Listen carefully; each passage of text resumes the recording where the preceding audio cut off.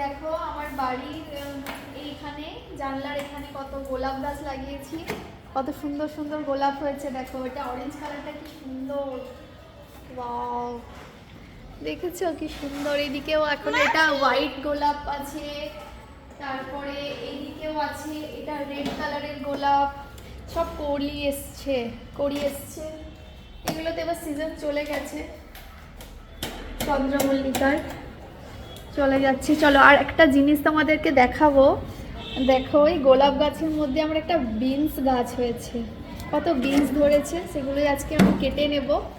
তো দেখো বিনসগুলো কাটবো, একটা বিনস হয়েছে।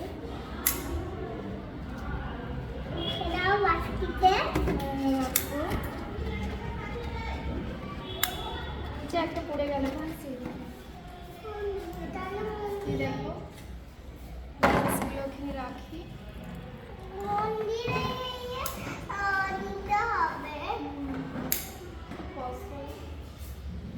ছোট্ট গাছ থেকে এই কটা বিনস, এমনি বিনসটা বেরিয়েছিল, হয়তো বীজ পড়ে গেছিল।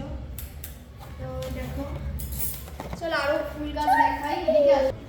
এখানেও দেখো আমাদের অনেক গাছ আছে, সব প্রচুর গাছ লাগানো আছে। দেখো অপরাজিতা ফুল ফুটেছে, একটা অপরাজিতা গাছ, সমস্ত গাছ আছে। গোলাপটা শুকিয়ে গেছে, কেটে দিতে হবে।